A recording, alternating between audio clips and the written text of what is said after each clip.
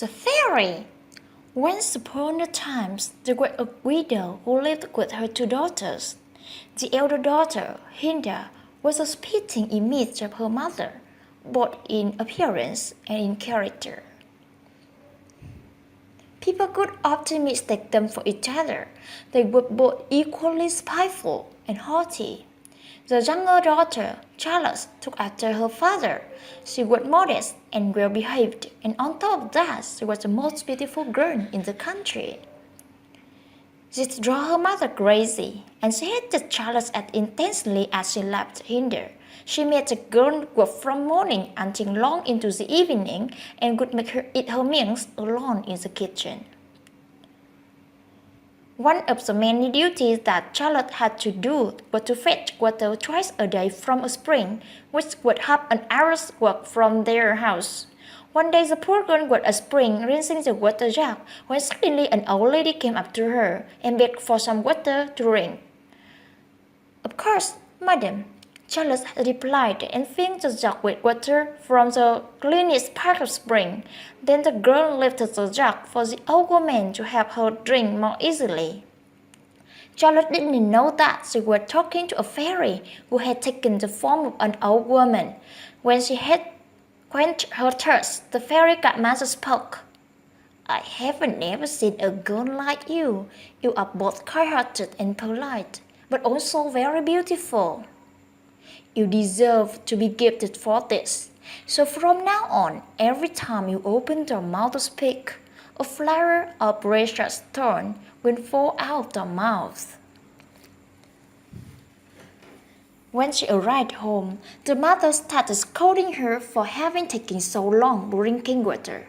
"Please, mother, forgive me, please do," Charlotte said quietly, and two roses, two rubies, and two diamonds fell from her mouth. "My child, what is happening? Are the diamonds that just came out of her mouth?" It was the first time she had referred to Charlotte as her child.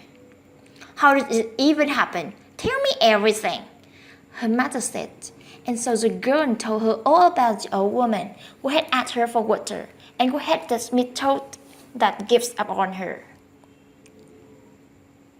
"If what you are saying is true, then your sister should go to spring as well." Then she called the elder daughter. "Hilda! Come here at once and look what's coming out of your sister's mouth. Wouldn't you like to have the same gift as her? You should go to the spring and wait until some old woman asks you for water." "Are you sure you want me to work?" the spoiled girl asked arrogantly. "Am I sure? I am telling you that you are going to that spring and you are giving that woman water. And that's my final word. Now go and get the best jug we have and go. No, run to spring," yelled her mother. Hilda took the silver jug and set off for the spring in a most unwilling manner. Just as she arrived at the place, a beautifully dressed young woman came out of the goods and approached the elder sister. "Can I have some water, please?" It was the same fairy who had appeared to Charlotte, but this time she had disguised herself as a princess. "Say what?" Hilda answered as truly as she could. "Listen, madam, if you believe that I came all the way to this stupid spring so that your highness could drink, you are wrong. If you want some water, get it yourself." "You are not a very polite young girl, are you?" replied the fairy peacefully. "You don't deserve flowers and diamonds, but snakes and frogs to fall out of your mouth when you speak. So it be." The fairy cast her spell and went back into the goods. Hilda went home, and her mother started asking her question. "Did you see the fairy? Did she cast the same spell on you as she did on your sister?" And immediately, "No, she didn't," replied Hilda angrily, and two frogs and a snake fell out of her mouth. "What is that? This is your sister's fault. I will get her now, and she will get what she deserves." She ran to fight Charlotte, but the girl escaped into the goods, where she sat and cried. Suddenly, Charlotte heard the noise of horses was coming her way, and a moment later, a person making the noise appeared. It was a prince. He asked the girl what she was doing alone in the goods and why she was crying. "My mother chased me out of the house, so I hid here," Charlotte explained. As the girl was speaking, the fires Emeralds, rubies, diamonds, and a few flowers fell out of her mouth. The prince fell in love with her gentle voice, lovely face, and beautiful looks. He was amazed by her gift, and so he proposed to her. She agreed to become a princess, and everyone lived happily ever after.